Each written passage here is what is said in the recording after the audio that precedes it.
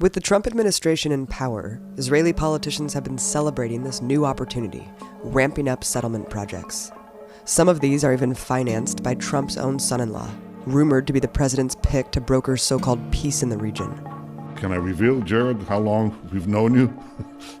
While these illegal settlements grow into Palestinian villages, some are built directly in the middle of thriving cultural centers, such as Hebron, one of the most hyper-militarized cities in the world. When I was in Hebron, I was shocked by how aggressively the police state imposed an apartheid system. All of the residents I talked to had horror stories of life under brutal occupation. Sometimes Israeli soldiers themselves dissent, even in the face of very severe repercussions. One of whom is Eran Efrati, who was stationed in Hebron during his time in the Israeli army. Since leaving the military after years as a combat soldier, Efrati has dedicated his life to documenting Israeli war crimes and fighting the apartheid system. Eran, you went from being a soldier in the IDF to being a very outspoken critic of both the occupation and continued takeover of Palestine. What made you go through such a profound transformation? Well, it didn't something that happened immediately. Obviously, growing up in Israel, you ask me what was my role in the military. I'm not sure that my role started with my enlisted. I think my role started when I was about 5, and I realized that my father is putting uniform and going out to Lebanon as a reserve soldier. That's the first time I felt that I'm a part of the military. The next time was in kindergarten, when soldiers came in to tell us about the Independent War, just after the Holocaust Day Memorial. The next time will be when I was 16, and I will get my first draft letter. And in this draft letter, it will be written that I am a property of the military. This is something that every kid in Israel goes through. When you're getting into the military system, in the end, you're already so much embedded inside the military. The military is a part of your identity. It's as much you as you are Israeli or Jewish, for that matter, in Israel. And going into the military, I was expecting to be a manifestation of me, just in uniform, protecting my country, protecting my family. I grew up on hearing the stories from Auschwitz of my grandma. So my mother's side, my grandma and grandpa was the only survivors from their family, from the Holocaust. All of my grandma's family were killed in Auschwitz. The stories from my grandpa, that was also the only survivor from his family from the Holocaust. And from the other side, my grandpa and grandma from my father's side grew up on hearing their stories about Jerusalem and what it is to grow up without freedom under the British mandate. For me, being in the military is to protect them and to make sure that our life will go on as in freedom and in good will. I went through 7 months of boot camp, and in the end of the 7 months, I found myself in Hebron. This is the only city that have a settlement in the middle of the city. So getting into the Hebron, one of the first things that I had to do was protect a Jewish holiday. And my job is to put on curfew 180,000 Palestinians. So settlers throughout the West Bank and Israel, Jewish settlers, could come into Hebron and celebrate. So there's thousands and thousands of Israelis and Jewish settlers from across the West Bank coming to celebrate. And the only way to keep them protected is to make sure that no Palestinian is leaving his home. So literally one of my first tasks was to roam the streets and make sure Palestinians understand they're going into their home and they cannot leave until a second notice, until the next time we're coming in. And the first time was like a movie. We birthed into the city with our guns in our hands and our uniform and vest with grenades and 6 packs of ammunition. And we're just screaming curfew. And you see the chaos. You see the people just running from place to place, closing down their shops, running home, because wherever you are when the curfew starts, this is where you're stuck. And you cannot go anywhere else. So you better be at home when we're starting to count the curfew. Now, the official orders to anyone who breaks curfew is shoot to kill. I never did that. I never met anyone who shoot to kill in this process of a curfew. But that was the orders, and they knew it pretty well. They knew what they need to do.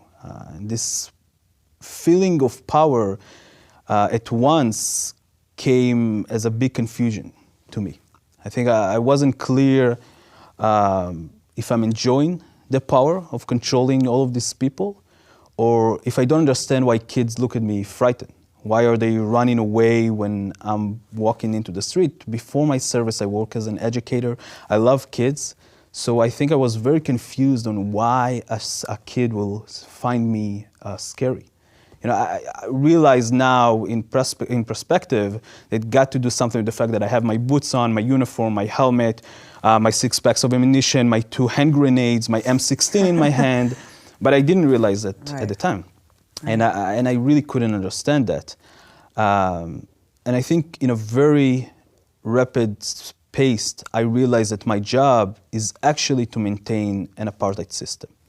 Very early on, I understood that the rights that the Jewish settlers have are not the rights that the Palestinians have. I understood that I cannot touch a Jewish settler if he is attacking a Palestinian. The best I can do is call a local police department to come handle it, like I would do at home in Jerusalem. So these Jewish settlers that live in Hebron are living under the same rights that I live in Jerusalem, but the Palestinian next to them, next house over, next building over, sometimes next apartment over, lives under my rule, my military rule. And I can do whatever I want with him. I can take his home as a temporary base for a few hours to a few days to a few weeks. I can decide that I'm arresting the people of the house and tying them up to the fence of my base. If we will get an order to demolish their home or just lock their front door and don't let them out into the street their house is on, a street that only Jewish settlers can walk on and Palestinians cannot. So they have to walk through windows to yards, into the other side, into the Kasbah of Hebron.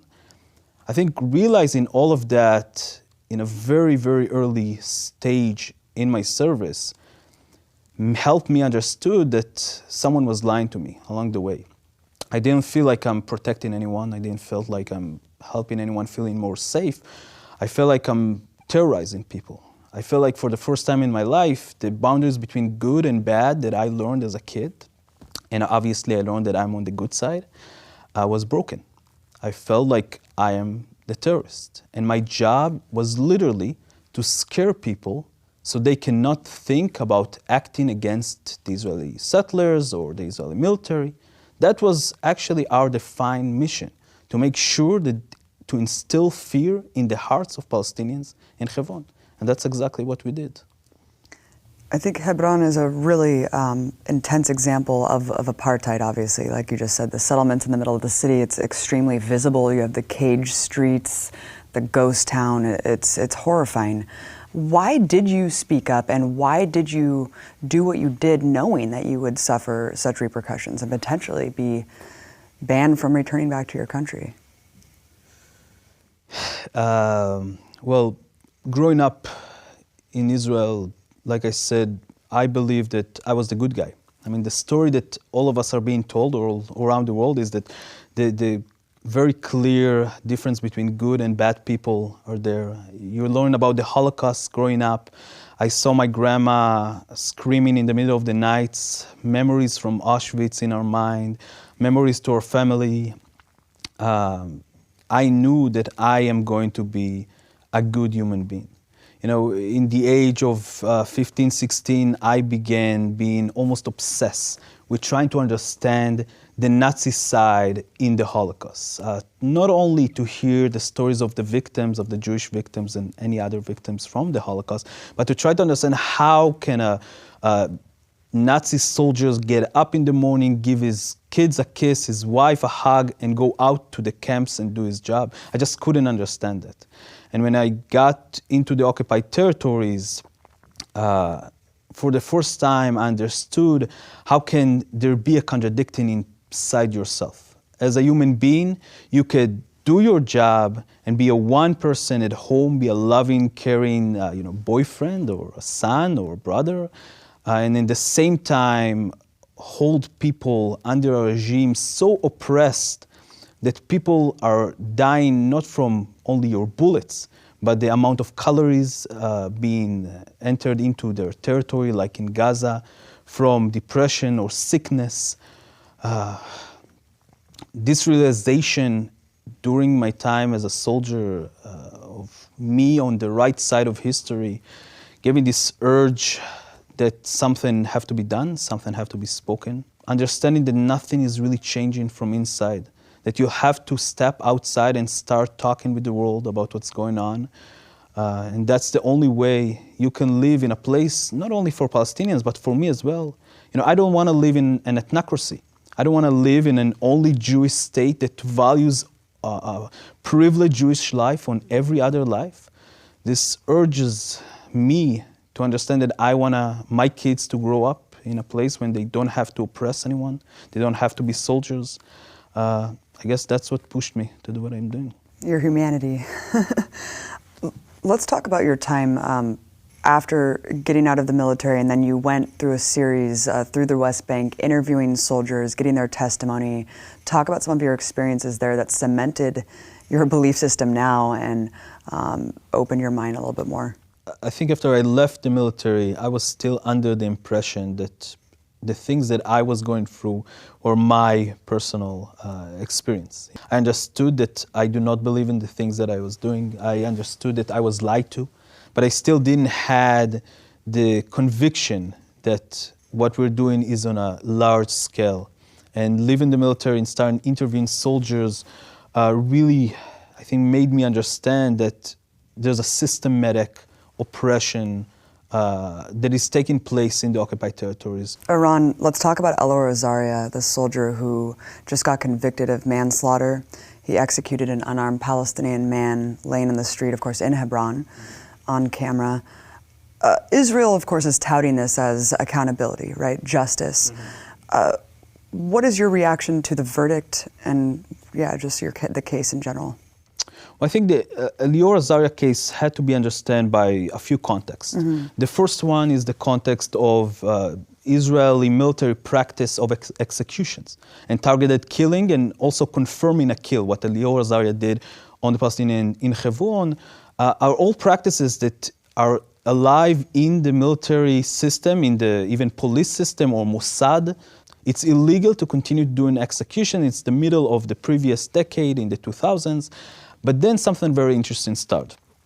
I am, in my previous role as a researcher into the Israeli military, I was taking testimonies from many soldiers. And one of the soldiers I'm reaching to is a soldier from a semi-elite unit called, in Hebrew, Duvdevan, Cherry in English. And he's telling me a story about how he's serving after this new rule from the Supreme Court has been mandated, and they cannot do targeted killing anymore. And how their officer is gathering the unit together and telling them, we're going to go out tonight to capture this person. Is highly dangerous. What we're going to do is we're going to come in 5 or 6 people's unit into their home in the middle of the night, break in quietly, go up to his bedroom, go into his bed, and point a gun into his head. Now, if he just wake up and surrender, we're taking him into the base. But if he scream, you shoot him in the head. If he lift his blanket, you shoot him in the head. If he lifts his hands or legs or trying to do any movement, you shoot him in the head. Now, because we understand as rational human beings that no human being can wake up in the middle of the night with a gun into his head and not scream or move, we understand these orders as an execution orders that bypass the Supreme Court order. And instead of saying we're going to execute this person, they're saying we're going to arrest this person, but if we feel there's some kind of danger, maybe he have a gun in his bed, maybe he will scream for help, we execute him. So execution is something that is very much alive. I continue to interview dozens of this Cherry unit that tells the same story about different cases, but the same exact practice in the occupied territories. They knew that this is what they're supposed to do. They knew that they were going into homes in the middle of the night to execute people. In October 2015, the latest intifada is starting, and even the official rules of not executing human beings are going off the window. From the prime minister, into ministers, into media people, everybody is talking about it from left to right, about you shoot to kill.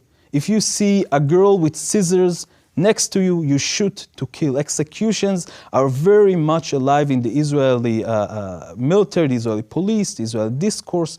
People are calling for executions. People are calling for not only executions on, what they call terrorist or resistant people, Palestinians that are running at you, but they're calling for revenge. And when Elior Azaria doing what he does, he doing it after he heard it, this specific order of executions, every, what they call a terrorist, from every section of the Israeli society. We wouldn't be talking about Elior Azaria if the execution wasn't on film, let's be honest. I mean, like you said, this is commonplace, this is systematic, it's institutionalized. However, I do want to talk about how even before he was charged with manslaughter, it was a slap on the wrist at the beginning. I don't know if there was just international pressure that mounted at a certain point where they felt like they had to take the investigation forward, but even then, it was a very stark contrast between how right-wing Israelis reacted to just a house arrest verdict. Then let's say people hear when a police officer shoots and executes an unarmed black man, and usually you have protests in the street against the police trying to get accountability. There in Israel, it seemed like there was mass rallies in support of Elior Azaria. You know, of course, it's not surprising. Israel is selling this idea of the soldiers are more important than anything. The soldiers are more important than the life of Palestinians. Not only the life of soldiers, the soldiers' identity, security, feelings are more important than a Palestinian life. The easiness, the comfortable of people going out to the street and defending every case of manslaughtering that was captured on tape, that is clear that his life is not in danger, they contradict everything that we are being told. And yet, Israelis are saying in a very clear voice, not only that we don't believe in that, not only that we will oppress Palestinian and will act as much as, do whatever we want, but in a very specific way saying, don't confuse us with the idea of moral or right or wrong. Whatever soldiers do in the occupied territories are right. Whatever we're doing is the correct thing. I wanted you to talk specifically about the culture within the Israeli military that fosters anti-Arab sentiment and racism, essentially. Yes, I think the system, is not only inside the military. It's like I said before, that's actually what being an Israeli means. Being an Israeli, growing up in the Israeli educational departments, you understand that all the Arabs hate you, that they're actually, in a way, the continuation of the biblical Amalek or Hitler, that everybody there want to throw you into the sea. This is what you're growing up with, and you really believe in that. I mean, going into the military, you're already going so full of hate and fear at the same time that you don't need much to be very aggressive, violent, and racist toward Palestinians. They see the Palestinian women and the Palestinian men as subhuman. The occupied territories are like an ex-territory, when those human beings are not considered to be human beings. This is a process that you start in a very early age, being enforced inside your boot camp, and later on when you're going into your service, when you do not see human beings in front of you. Do not believe their sorrow, do not believe their smiles, do not believe their feelings. They are subhuman. But they look just like you. I mean, there's so many Arab Jews. It's incredible. Yeah. Like yourself. Yeah, and I think that the Arab Jews in Israel are probably the most tragic story in the entire story of Zionism after the Palestinians. And it's not being talked enough, obviously, inside the Israeli society or in the world. The Mizrahi Jew, the Arab Jews that came around the years of 50 and onward into Israel, some came by choice, some came by force, but they didn't came to a country that was theirs. Came only about 2 years after Israel was already gave out most of the land into the European people. And they understood that they cannot hold the territory alone. They need more people on the ground to fight off Palestinians or Palestinian refugees if they will come back. And then they went off and brought most of the Arab Jews and put them in the most terrible places in Israel, on the borders with Egypt or Jordan or Lebanon and Syria. We put them at buffer zones to protect us from Palestinians. Some of them came in the 70s. The Zionist organization sends delegations into these Arab countries and called the Jews there to come into Israel, the Jewish homeland. Many of them didn't want to. Many of them, like in Iraq or Egypt, had a good life, or in Morocco, and wanted to stay. They didn't know what will be the destiny of this new country that understood that there's very much likely that a lot of wars will go on there. They felt protected in those countries, and they said no. And the Zionist organization sent another delegations into some of these countries of people disguised as Arabs from those countries. They terrorized those people to try to force them to come into Israel. They were born synagogues. We have testimonies today that talks about how they ran after people in the street and beat them down as so-called Arabs from Morocco, from Egypt or Iraq, trying to scare them. And immediately after that, more people from the Zionist movement would come and say, you see, the only safe place you have is Israel. You have to come now. And after they came, they were being sent into the most disgusting forms of settlement for the newcomers from those Arab countries, being sprayed from DDT with gas, trying to clean them up before they joining into the Ashkenazi, the European kids, to play with them. They were separated and segregated for years. That was not their country, and it's still not their country. And what they had to do to start to assimilate themselves inside this new country was to make sure that everybody understood that they're actually not Arabs. They look like Arabs, they talk Arabic, but they're not Arabs, they're Jewish, because you can be an American Jew and you can be a European Jew, but you cannot be an Arab Jew in Israel. And they erase their identity.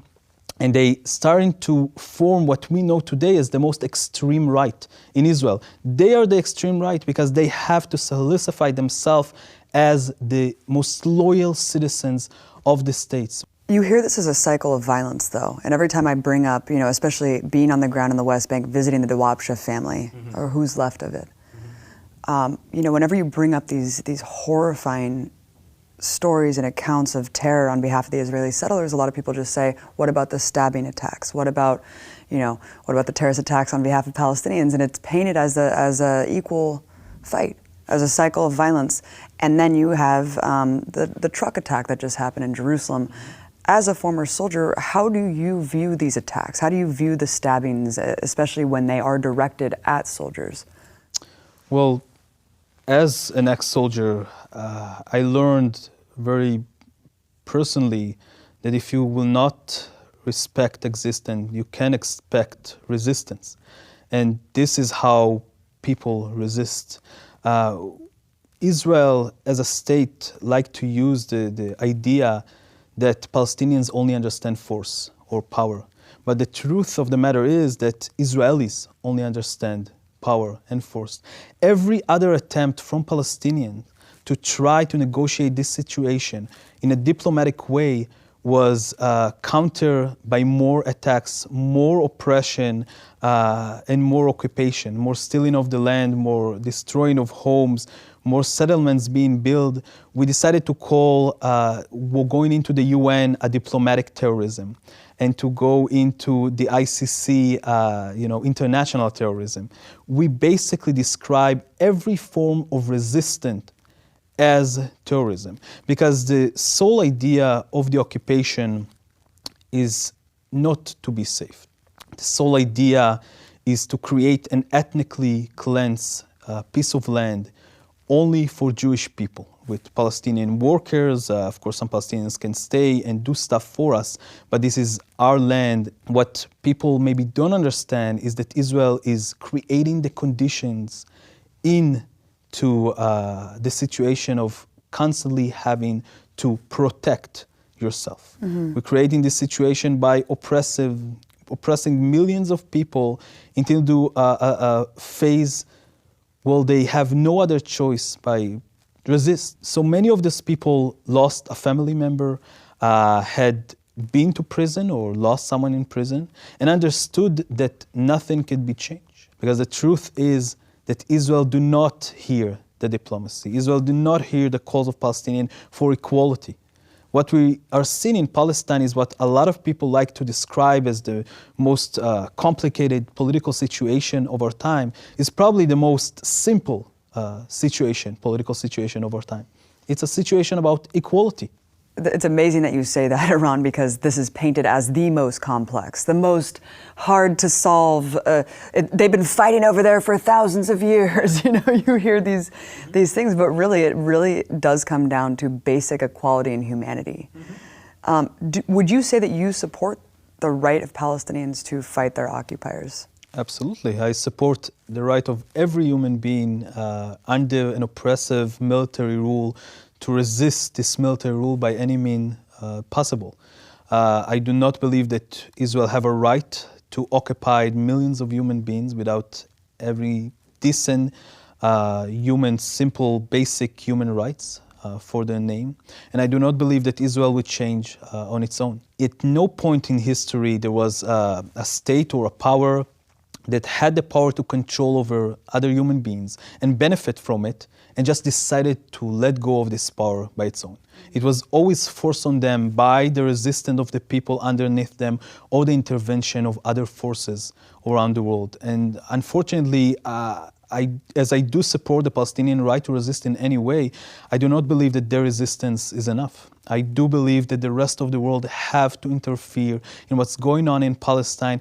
There's nothing else that we can do except for giving all the Palestinians equal rights and starting a new state, a new equality system for all human beings on the ground.